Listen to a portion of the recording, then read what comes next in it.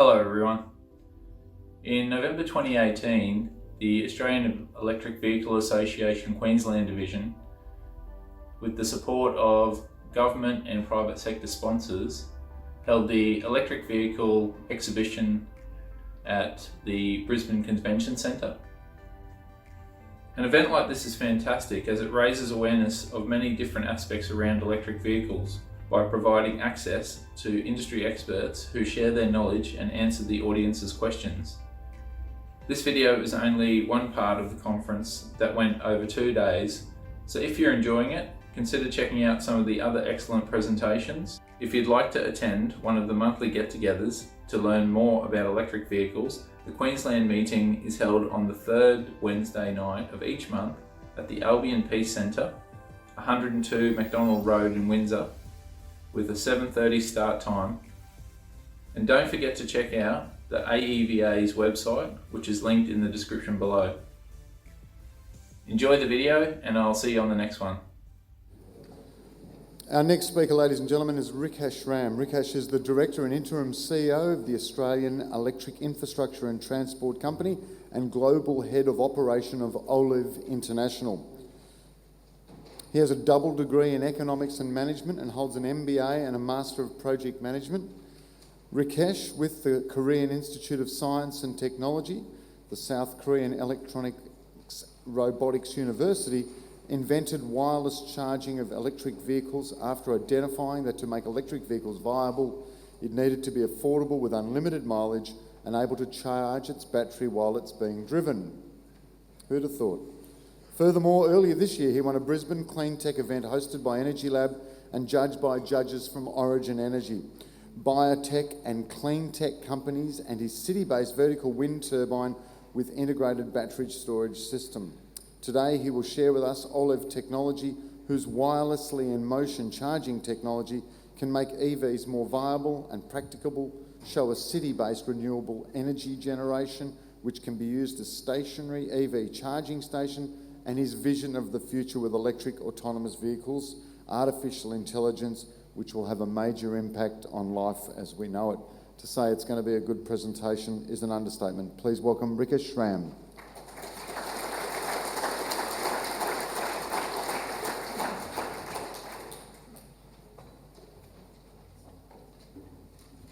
Thank you. I have 4 questions for you today. 2 I'll start asking now and 2 at the end. The first question is, if you walk into Harvey Norman today, you've got the choice to buy a TV. You've got a black and white box TV, cost you $1,000, and you've got a smart TV where you can watch your Netflix on for $500. Which one would you buy? The smart TV or the black and white? We'll obviously know the answer to that one. The second question is, if you build a new home today, you install a telephone, you need a phone at your home, right? Would you install a fixed line, or would you not install any fixed line phone at your home, but instead just use a mobile phone? Mobile phone? I thought so. Unless you love Telstra so much. So this is an Australian-based company, AEIT. It's a longer name.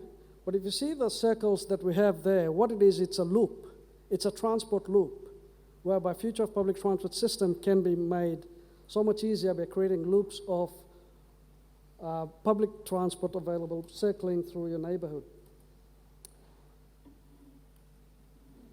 We've heard from all the speakers today, and we all love what state government has done and where the industry is going. And we've been hearing other speakers talk about the launch of Electric Super Highway. But ladies and gentlemen, this is where we're at. This is what you'll be doing. These are real pictures. I don't know about you. I don't have time for this. Okay. This is what we call electric superhighway, where you're able to drive on the road and charge as you're driving. If you need to charge, you come on the left lane, keep on charging, and keep on moving. That's what you call an electric superhighway from my definition.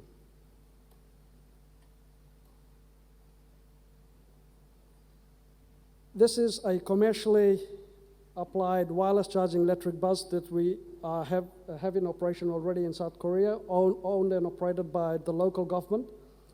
The white strip that you see at the bottom of the bus is where our infrastructure is. It's induction charging, ladies and gentlemen, so it's no-brainer. Induction charging, there's no electricity, it's electromagnetic field, it's much safer and easier to use.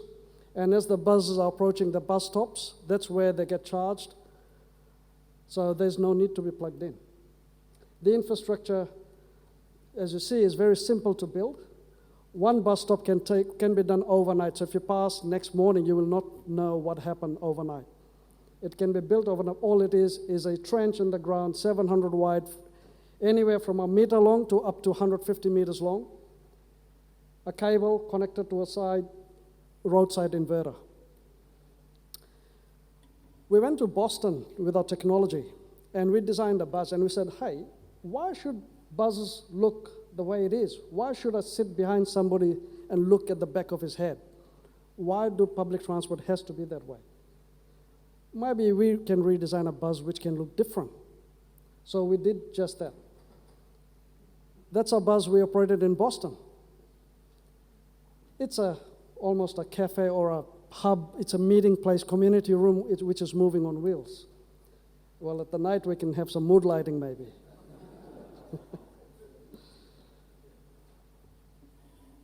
With TDI, which is a UK-based tram manufacturer, we designed an ultra-light rail system on our wireless charging technologies. Now, you must have heard a lot about recent announcement about Q-Link in Gold Coast expanding.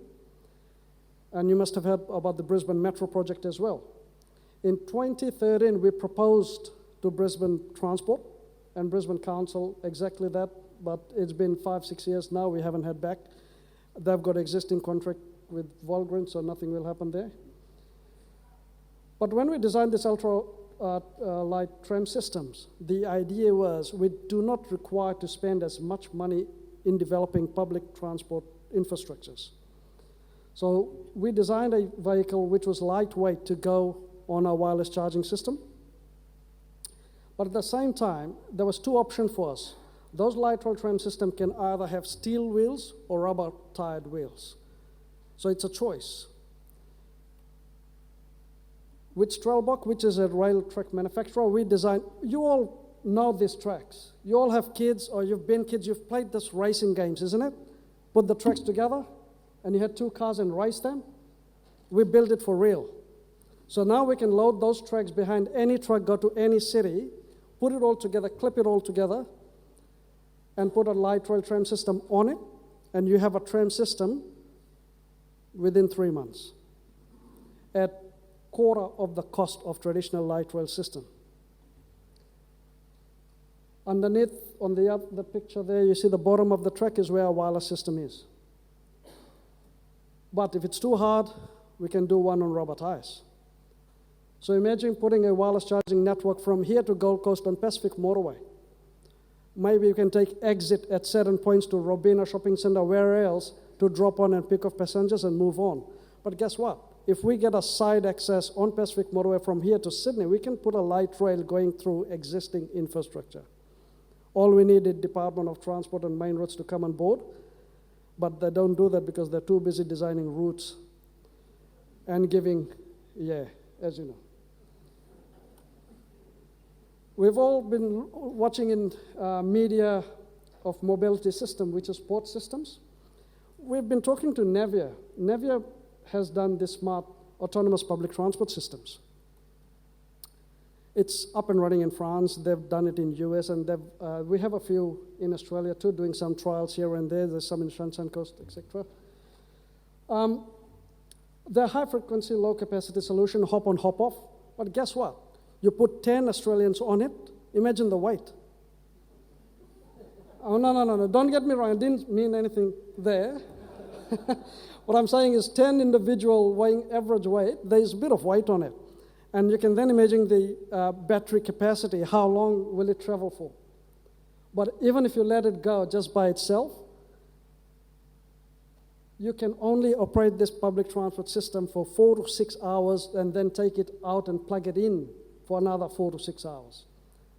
it will not work as a public transport system. But if we have, with Navia, we have had this conversation of integrating our wireless charging system, so on that given route, they're able to charge as they've been driven.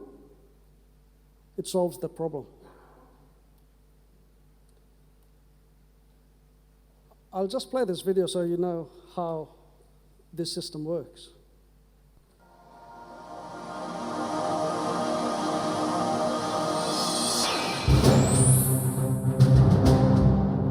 The new green automobile that revolutionizes the world.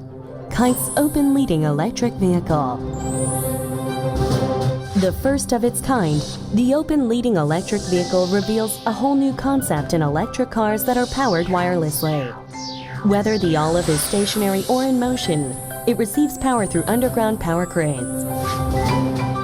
The Olive charges itself on the road, and it carries a battery that is just 1/5 the size of a typical electric vehicle battery. Drastically lower battery prices, as well as elimination of expensive recharge stations and long recharging times.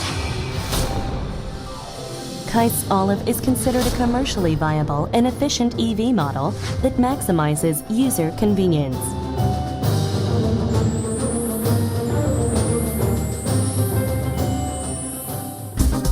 Kite's Convergence Research Center was the first in the world to develop the shaped magnetic field and resonance technology.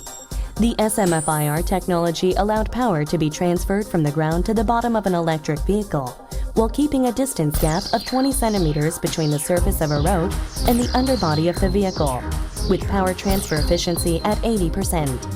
Also, with up to 100 kilowatts of power supply, the technology brings the Olive much closer to commercialization. Unlike other previously introduced electric vehicles, Olive's remote recharging system eliminates the risk of electrocution. This segment control technology is applied to power lines, which covers 20% of the total Olive tracks and includes acceleration segments, crossroads, stops, and parking areas. This technology provides the necessary power to the Olive only when it is passing over the underground power lines, thereby preventing the generation of a magnetic field and energy loss. Public safety and convenience are greatly enhanced. By solving technological limitations of previously adopted electric vehicles, Kai's open leading electric vehicles have brought down vehicle and recharge infrastructure costs to affordable levels. They provide a revolutionary means of transforming our current transportation system into a green and eco-friendly one, especially as we face the energy crisis with the shortage of natural resources such as crude oil. We also aim to strengthen our position as an innovative and technology-driven country, where our core source technologies can contribute to generating a knowledge-based economy. A new generation of green technology that has inaugurated the future of electric vehicles. We're driving toward a clean and green future. Keist Open Leading Electric Vehicle. So currently we had 68 buses right now operating and 4 tram systems. We went to Boston from South Korea, then from US. This was just before the BP oil spill saga. I wish we had stayed back because we would have received all the billions of dollars of funding back then. But this idea was conceptualized here in Brisbane in 2004. That's before smartphones came in at 2006. Due to not getting any funding or support locally, we had to go to South Korea, and were funded by the South Korean government to develop this technology and commercialize it. We went to US thinking it's a bigger market, but the market of the US and South Korea, the standards are a bit unique, put it this way. So I brought it back to Australia and started, because I'm a Brisbane-based, I'm local, so I thought I will launch it here in Queensland from 2013-14 to date. Even 2 weeks ago, we got a response from a market-led proposal from Queensland Treasury to implement a light rail train system from Springfield Central to Ripley Valley. But apparently, Queensland Treasury had difficulty dealing with Department of Transport, and we couldn't do anything. So that's looks like not going to happen. But it seems like Queensland we've exhausted, so we'll move to other states to see where we can introduce this. So if there are representatives from other states here, please let me know if your local council or your local state government is willing to put one on the road. Do let me know, because I think Queensland we've exhausted. I think so. We can solve your overhead cables of your tram system actually, and you'll have zero maintenance cost on that. So our future vision of our technology is basically, with what we have, we can wirelessly charge anything electronic, be it seaport, in shipping area, leisure boats, amusement, go-karts, golf carts. Currently, we're doing a R&D with Rail on a high-speed train system on wireless charging as well. So we're looking at 450 kilometers an hour fast train to be wirelessly charged. Any type of electronic devices, we have done all the tests needed. You can charge your smartphone on our technology, okay? So not just charging cars and buses and all that. If you're walking by, you activate it, you charge your smartphone with it, provided you have a pickup system that we supply you, of course. Car parks, yeah, name it, we can charge it. That's what I call electric superhighway. We won the Time magazine in 2010 as the 50 best invention, and in 2013, World Economic Forum named our technologies top 10 emerging technologies. Charging electric cars developed a new range of questions for us, and one of them was, oh, you are not end-to-end zero emission because you use grid power, you use coal energy. We had a look at, okay, how do we solve the problem? Do we put renewable energy sources where we're going to have our charging grids and do it? So we've been, at the background, we've been developing a product to see if that will work for us or not. Eventually, early this year, we got the opportunity to present what we thought was the best solution at a hackathon event hosted by Energy Lab. Today we have Nick here. Nick is the founder and director of Energy Lab. And it so happened during that event we were chosen, we were very successful, and we basically won that event, put it this way. And via Energy Lab, we were put into the pre-accelerator program. And now today, this particular company sits with the Clean Energy Finance Corporation here in Brisbane head office. So just on the vehicles, this is just some pictures of what it is. And that was the event that I've just spoken about. We create a whole new urban generation system. So what that is, ladies and gentlemen, is a vertical wind turbine system with integrated solar and battery. So there are many uses for it. One, you can replace bus stops with it. You can charge all your smart devices and equipment on it. You can use it as an EV charging station as well. If you use it, you can place it in inner cities and generate. When you talk about wind energy and solar energy, you talk about solar farms and wind farms, which you cannot do in any urban environment. You have to go to regional areas to do it. By creating such system, we're able to implement hundreds of this around city and urban areas, and guess what? We may be generating same energy generation as a big wind turbine system in a regional area. But then what happens is, we don't have transmission cost. Therefore, we generate and directly supply at source. So now we can bypass all that cost and systems and processes and directly supply to either EV or to a fixed premises. Just to get you a visual of how that works, this wind turbine and energy generation system has integrated battery storage within it, and we have more capacity in our battery than what we generate ourselves. So we're able to go to the market and buy electricity at wholesale prices as well and store it. And the likes of Energex can use our entire network of distributed battery storage system and energy generation system to lower the peaks as well. So our client is not EV car owners who wants to charge, but it's energy distributors and retailers. Now, our patent attorney advised us 2 weeks ago when we got our patent done that we probably world first off-grid renewable energy EV car charging station. We don't know that yet, but we'll soon find out. But if that is true, well, there you go. That's a good thing. So ladies and gentlemen, this is where we're going to talk about smart cities and future buildings. I'll put a scenario to you. Please follow with me. We talk about end of Uber.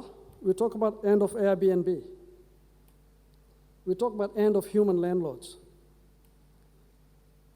Picture this, you land in Brisbane, switch on your phone, push notification on, it asks you, do you need a room? You say yes. You come out to the front, number 28. Your phone automatically directs you in the direction of that little pod that is waiting for you outside, number 28. You enter, transpanel panel opens, no seats, no steering, no engine. On the left, you see a couch, queen-size bed with a push of a button. On the right, small kitchenette, electric stove, running water, sink, microwave, fridge, etc. A detachable bathroom module, toilet, shower, wash basin. It welcomes you, asks you, if you are hungry, you said yes, pad thai and beer. And that would be 6 minutes. Do you want to take a tour of a city? You said no, early one tonight. Your room begins to drive itself towards South Bank. Sit down, relax, Netflix on. 6 minutes later, drone lands on the roof, delivers your beer and pad thai. Well, basically order anything you like. Do your laundry as well. Arrive at South Bank Tower 2, you look up, modular skyscraper appears, your room docks into level 28. You have other adjoining rooms with other modules. You can order your own private gym, spa, whatever else to your room. You sleep as your driverless room or car charges. But why stop there? Mobile offices as well. That's the smart city we're talking about. Thank you, ladies and gentlemen. So, just before I finish, I said I'll ask you 2 more questions at the end. And one of the question is, if you had the opportunity to invest in that company, how many of you would do it? Raise your hand, please. If we said to you, it'll cost you $250 only to be a part of it, how many of you would invest in it? That's a good response. Come and see me after. Thank you so much.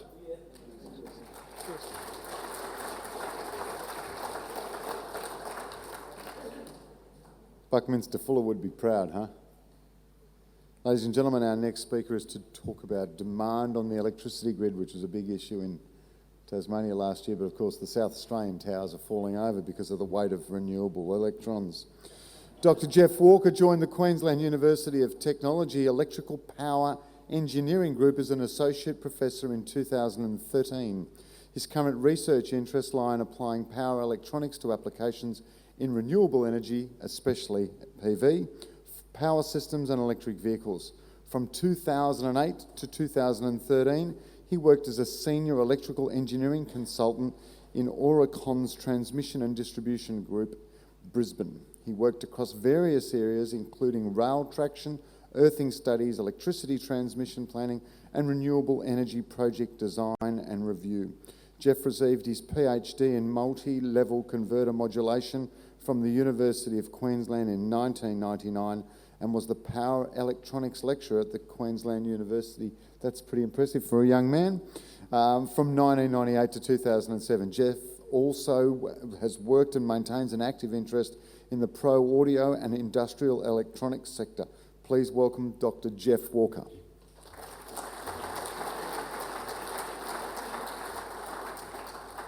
Thank you very much for your kind words and introduction.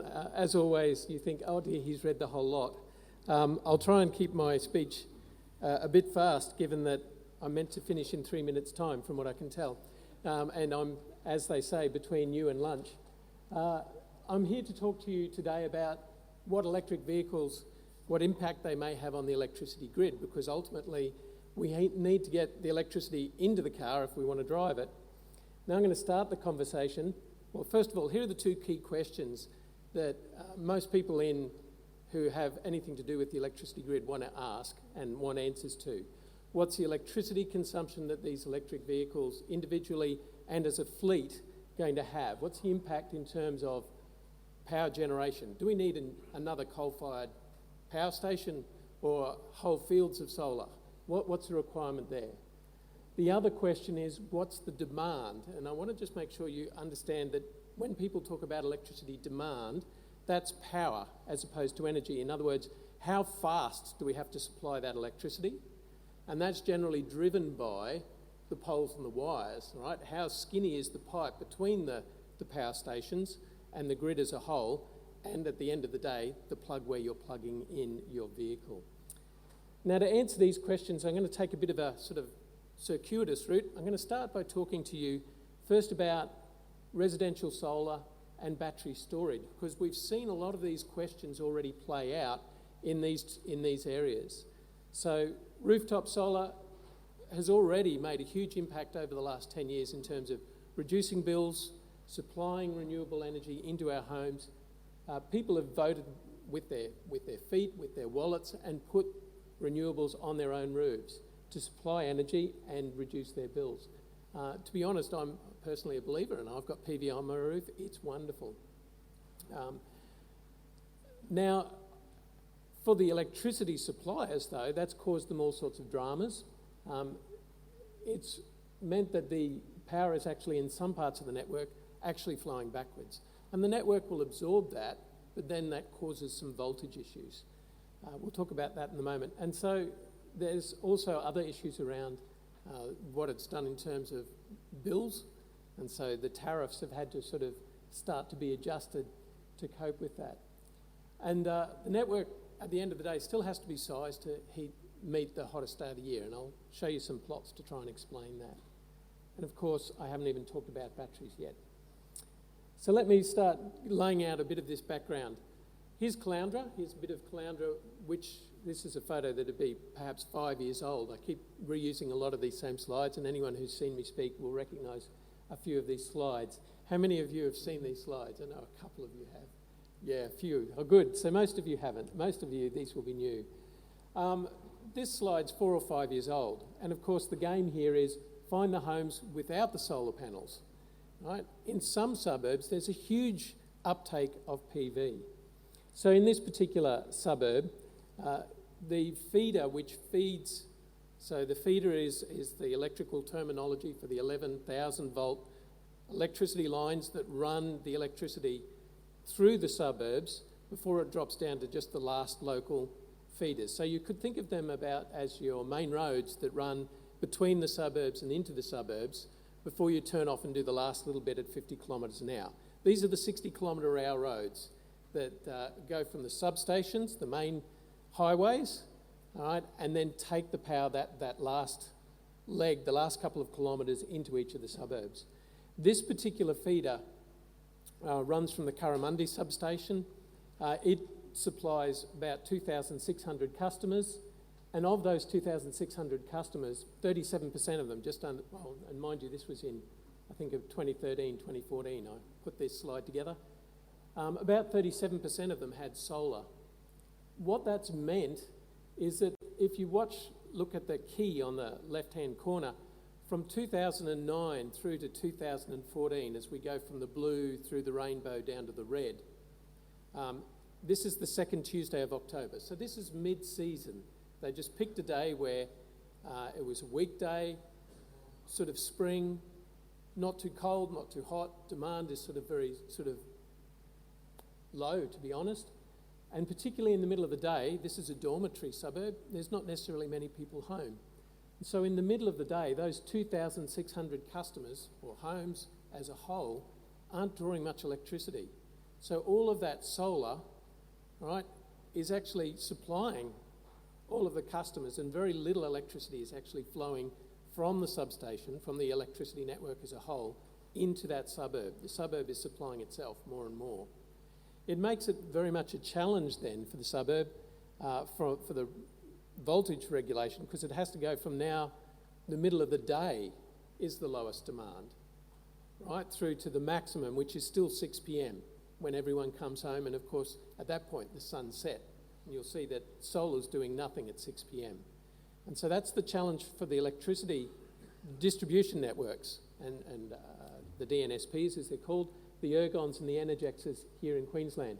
They still have to build the network to cope with 6 p.m, right? Even though your solar is supplying a lot of the energy, right, they still have to supply that demand. Now, in terms of the bill, we are, for a long time, we're charged for kilowatt hours, which is energy, the amount of electricity used, which is the amount of area under this curve. Now you're eating out that area with the solar you're generating through the middle of the day. So you'll see that again, if we plot, starting with 2009 being 100%, the amount of energy that's been supplied down this feeder to homes has over these years dropped to less than 80%, because more than 20% is now supplied locally by PV. Now I'll just show you a more recent slide that I put together just this year. This is the poster child now in Queensland. This suburb, postcode 4280, which includes Jimboomba, North Maclean, and South Maclean, it's got about 5,400 dwellings. Of those, 58% now have solar. This has got some of the highest uptake of solar in Queensland and in the nation. Let's have a look at what's happening to its PV, its electricity. You'll see that in 2018, the electricity is actually flowing backwards in the middle of the day. It is literally, as a suburb, this is the suburb. This is the entire suburb. It's actually flowing backwards, further back up into the network, right? So this suburb is actually supplying the surrounding region, which is just a whole new paradigm for the likes of Energex. But here's the next thing I just want to keep in mind. That's the hottest day of the year. All right? This is the bit people forget. That's Sunday, the 2nd of February in 2017. So that's when there was probably a 38-degree day. Everyone turns on their air conditioners, and come 6 p.m. at night, the electricity demand is double what it normally is. And that's what the electricity network has to be built for. All right? And you can see that at 6 p.m, the solar's not doing anything to meet that demand. So just bear that in mind next time you start whinging about your electricity retailers and distribution networks. And the other thing to remember, of course, remember that the next time you threaten to disconnect from the electricity grid, because when you size up your solar panels and your batteries, you've got to keep that day in mind and decide whether you want to try and cope with that, or whether you'll be checking out and going to the local shopping centre on the hottest day of the year. All right, in all of this, of course, what's driven solar and what is flowing now into batteries is these adoption curves. So these adoption curves, this is an example for the US showing percentage of households from 0 to 100% for a whole lot of different technologies over the years, starting in about 1900 at the very left-hand edge of the graph through to 2005 on the right-hand end. Some of them, we've gone are very fast, like dishwashers. Some of them, were very slow, dishwashers. Some of them were very rapid, microwaves. I think microwave, which is around 1980, let's see if the cursor works. Here's the microwave here in black, goes from sort of 10% to 80% in the space of a decade. Some are very complete, like refrigerator. It's now at 100%. Every household in the US would have a refrigerator, and some are not. And we're going to we've seen these curves now well and truly underway for PV. PV in some suburbs is, as you've seen, approaching 60%. Will it go more? Probably not. Right? There's some houses that don't have suitable roofs. They're renters. There's all sorts of barriers for some homes. It means they'll never have PV. What about batteries? It's a similar story. Some will adopt, some won't. How fast will it be? We don't know. And of course, the story we're asking here is, what about electric vehicles? And I'm not even going to start guessing at that one. That's too hard. Every study I looked at said weak, medium, strong, and they're all sort of like, wet finger in the air. So I'm just saying it'll follow one of these curves. And of course, batteries, they're coming in and they're making a big impact. Some people are adopting them. And here's what a battery can do, just to let you know. I've gone back to that Caloundra example, the Curramundi example, because I've done the numbers. It's fairly easy to do. What I did was I gave every customer, all of those 1,000 or so customers that had solar, and I gave every one of them a battery. And then this is what you can do. If you give every one of those customers a battery, then in the middle of the day, instead of following the red curve, potentially, if they're coordinated, and that's a big if they're coordinated, you can absorb all of that energy through the middle of the day And then come 6 p.m. at night when the sun's gone down, here's the dotted line over here, you can actually play it all back to supply the local homes in the area. Now that's the big promise, that's wonderful. Now of course it requires coordination for that to happen, right? Household to household, not households operating individually. And that doesn't exist quite yet, right? Now of course, this is the other thing that could happen. If every person goes out and is either operating in their own best interests or there's some sort of market that springs up. I mean, we've seen this in telecommunications already. Once upon a time, and I'm old enough to remember, although thank you for the compliment that I'm young, I'll take that. Once upon a time there was Telecom Australia, and then we had Telstra, and then Telstra and Optus, and then Telstra and Optus and Vodafone, and then we had Aldi and Wooldy and Woolworths, and I mean, my phone's with Aldi nowadays. Right? Soon the same will be true perhaps for electricity, that you'll buy your electricity from not necessarily even an electricity generator. It may just be an aggregator. We may have Woolies Power, right? And they are not so much selling you power as trading your power with your neighbour, with other people, all right? So it might be that you buy cheap South Australian wind power, maybe not you personally, but someone on your behalf, and charges your battery up for you in the middle of the night. Or it might be if everyone in the street is signed up to the same provider, you and everyone else in the street. And you might start getting these tremendous peaks right in the middle of the night because wind power's cheap in the middle of the night in South Australia and there's no one soaking it up. Right? You might feed the morning peak for it. You're not going to sell your power in the middle of the day because, you know, you'd rather send it to the local hospital, there's a hospital in Curramundi, or the local school or the local shopping centre than store it in your battery because there's still demand in your suburb, if not in your feeder, but not at lunchtime. Anyway, you get the idea. We have no idea what's going to happen with power. And of course, well, we'll look at what electric vehicles might do to this in a bit. So here, let's come back now, having had that little bit of a think about what solar has done and what batteries might do. Let's start asking these questions around electric vehicles. So first of all, to answer these questions, I didn't spend long talking you through these couple of points. To answer the question about consumption, it's like fuel consumption for a conventional vehicle. You just need to know the number of kilometres travelled each day by the energy used to travel each kilometre. Now that's per vehicle. And then to get, as a fleet, we just need to know how many vehicles there are, whether it be in a street, in a suburb, or in the nation for that matter. In terms of demand, it's a very similar question, except that now we're talking about power. How much does each vehicle draw at any moment in time? And how many of them are charging at that moment in time? And we can get the demand question answered. So, first of all, let's start talking about trip distance. And I'm going to focus very much on residential, just as I did for solar. Of course, there's whole commercial and industrial. You've seen the interesting things about buses and trucks.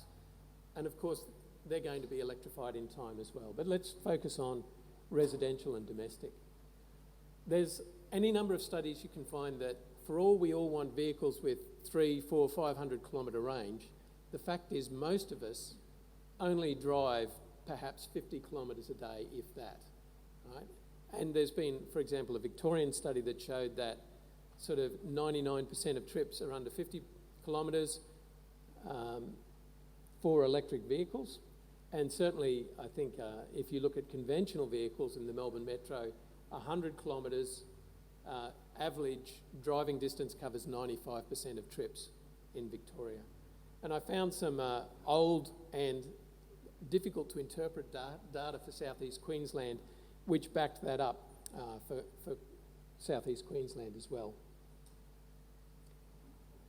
And then I just did my own little study, as I'm prone to do. I said, well, let me just look around Brisbane. And you realise that if we start looking at commuting or people driving their cars to go to shops, to drop children at school, by the time you start putting the trips together, most of us indeed drive that 30 to 50 kilometres, but not more each day. And so you need to start remembering that most of us have a very short commute, and more to the point, most of us are going to charge our vehicles the same way as we charge phones, but I'll come to that in a moment. So let me now ask the second question: what's electric vehicle consumption like? So you can look it up on the government website. The top right label there is what the US do in the sticker of their car. That's 5 minutes, or that's 0 minutes. 3 minutes, now 2. The new label for Australia is in the bottom right, and there's a couple of numbers there. The best vehicles get about sort of 130 to 140 watt hours per kilometre. In other words, they'll do 6 kilometres on a kilowatt hour, roughly. The Tesla needs a bit more, but it can go a whole lot further, of course.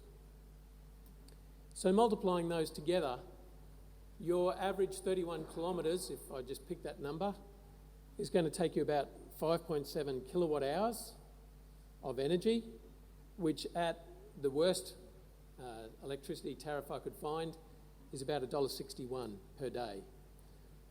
Now, what's that going to do? Well, I've just grabbed my electricity bill and compared it to the average Southeast Queensland home, 15 to 20 kilowatt hours per day, in case you haven't looked at your electricity bill and don't know what you pay and how much you use. And also, just to put this in perspective, the typical 5 kilowatt PV system generates more than 20 kilowatt hours a day. Right? So you can see that even if you're doing sort of 100 kilometres a day, if you've got solar on your roof, you're actually going to pretty much meet your own consumption. The bigger question is now then around demand. When are people coming and going, and when are they going to charge? And it's overnight at home, mostly. But in the future, what's going to start happening is people will also start charging at work. Absolutely, in terms of talking about the tritium case studies and the like, there'll always be a need for chargers on highways, there'll always be a need for chargers in shopping centres, but most of us are going to charge every night, overnight. But when? Is it going to start at 6 p.m? Is it going to be on off-peak?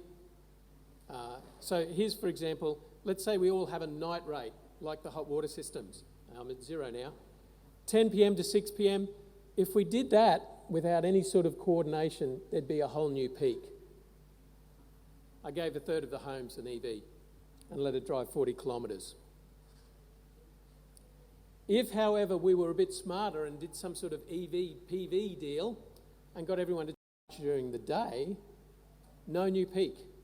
The challenge, and it's coming off PV, the challenge is, are the cars in the homes where the solar is? Maybe not. Maybe we need to start putting the charging in at work, right, and moving power around. And of course, so that we don't create those new peaks, just one more slide here. If I go back to this one here, the new peak is because everyone just bang, 10 p.m. starts charging. What we really want to do is not bring them all on at once at 10 p.m. We want to rather bring them on successively and smoothly through the night to fill this hole, or through the day. So then we need some sort of coordination. And here's a study from about 5 years ago which shows that, again, if you don't coordinate it and everyone just plugs in at 6 p.m. and takes the amount of charge they need, you potentially get a whole new peak at 6 p.m. If you do coordinated charging and get everyone to come in at the right time, everyone still gets charged as need be, but we just fill in the hole. That's the hole to be filled in, and the car's being scheduled in just by, it could be a phone signal saying, start charging now. So in all of this, that's the end of it. There's a few other reasons to go electric. But one thing I'll highlight, in your bags, we managed to get you one of these little postcards, and that talks about the vision that at QUT a number of us are all talking about, not just us in the power group, but economists, lawyers, people doing sort of social science studies, to work out how we can get people to do cooperative systems around making people power work and community power trading work.